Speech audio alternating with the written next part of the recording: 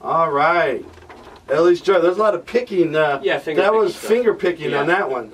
Yeah, I guess I play acoustic guitar too a lot in the studio, more so than I do live. And playing that guitar made me play differently because it's not tuned differently, but it's actually having the strings be up an octave.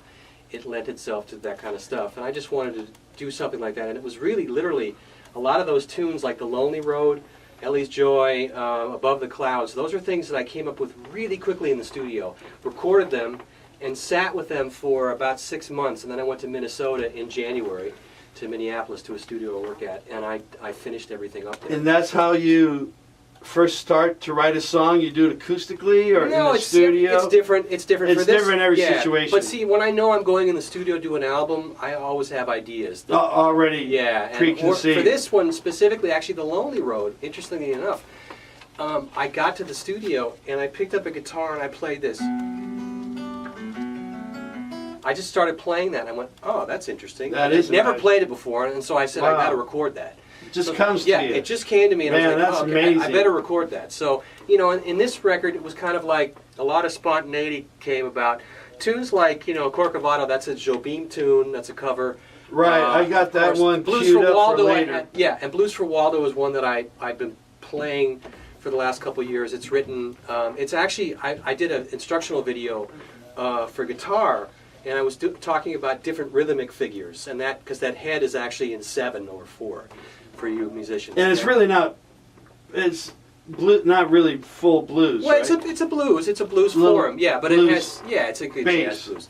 But in any case, that was one that I had done. But a tune like Neva that you haven't played yet, but you could play, is a tune that I recorded with the Tribune in '95 on a record called Nevsky Prospect.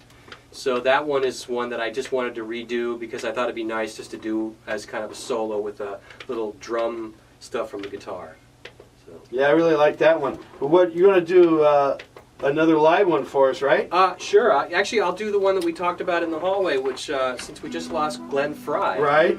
I did on the album Distance Traveled from the DBT from 2013. I did a version of that, of Desperado. So I'll do that for you now. So. And they have the Grammys tomorrow night. Right. Yeah, they're going to have tribute. And I think Jackson Brown's going to fill in with the Eagles, and I'm sure he will pull it off. Yeah, if anybody can do it, it could be Jackson Absolutely, Brown. Yeah. You are rocking with G-Rock. This is a great time. G-Rock's Demo Radio Show with David Becker.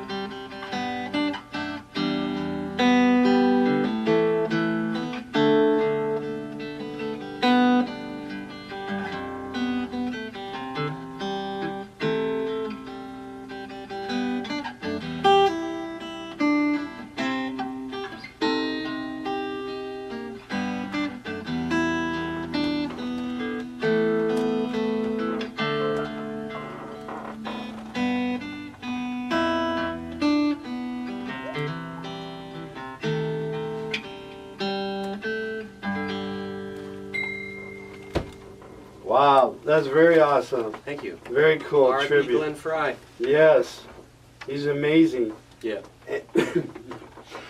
that's the thing too. I mean, the reason I recorded that is I go to Italy every year for a concert and a workshop, and I was in. That's got to be about 4 or 5 years ago. It's just south of Florence, and it's in the Tuscany Hills where Sting lives. He lives around the corner. I haven't run into him yet, but hopefully I will. But the lady who was one of the maids was like playing, the best of the Eagles, and Desperado came on, and I just started to play it on the guitar and thought, I want to play that at the concert. You did a very good rendition. And then I, decided to record it. So that's kind of the, the diversity I talked about earlier about the musical influences that I have, So. They did an interview. They played an interview you did, and he didn't think of himself as a singer-songwriter, guitar player. A songwriter he did, yeah, but not a singer or guitar player. Right. But he is one of the.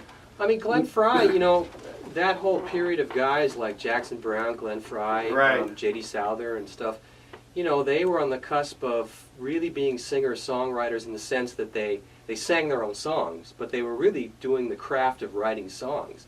And today, I mean, there's a crop of guys that are doing that, but unfortunately the big multimedia companies are putting out people they call singer-songwriters who have no business being called singer-songwriters because they don't know the craft. Exactly. They only know a very, very, very small part of it. And for me, what's so important about music is that you need to do the homework. I mean, our musical history for popular music in this country is only about 80 or 100 years old. So if you can do the information by going into Google, and you can go to YouTube and you can find recordings of anybody you want, but you should know, if you're a singer-songwriter, you're a rock guitar player or a jazz guitar player, you should know the history of how things got to where they are now. Not just the flavor of the day, but you got to go back and really research what's going on. And if you're a songwriter, it would behoove you, no matter what you're writing, to check out people like Jerome Kern and Ira Gershwin and all those people that did stuff in the 20s and 30s and 40s, leading up into the 50s, into like the Kingston Trio, and then Bob Dylan, and then all that stuff, and then the things that came after that, like Crosby, Stills, and Nash, the Eagles, and all that stuff. I mean, there's a large variety of stuff that you need to know in order to make your craft better. And if you don't, you're kind of negating something that's going to come back to bite you later. The jazz and blues gospel really started a lot of it, and Robert Johnson, back in the 30s. Yeah. One of the first guitar players to solo was a guy by the name of Eddie Lang, and there's actually footage of Eddie in the movies playing.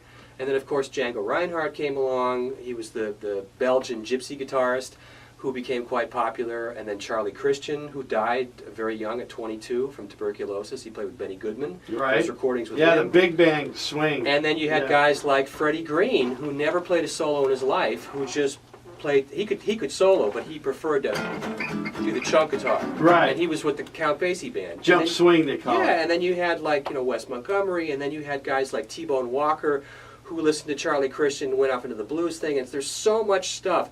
But you can literally put in a handful of names of people that you need to know for certain things. So whatever you're going to do the research and learn as much as you can about what's been done before so you can push forward. Because if you only look at a very small window of time, you're never really going to encompass all that made the music what it is today. So. Well, you're very knowledgeable and a fantastic player. Thank you. We are going to play Neva? Neva, yeah. Neva. Neva is a river in St. Petersburg, Russia. Really? It used to be Leningrad. And we did a tour there in '93, and we did an album a year later called Nevsky Prospect, which got a lot of play on the Weather Channel, and unfortunately it's not been released on iTunes.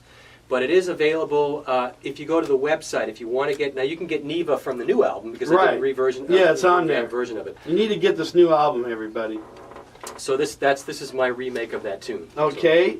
You are Rock with G-Rock. This is KTST-FM-Anaheim.com. You should be listening right now. This is David Becker with Neva. Check it out. You're rocking with the G-Rock.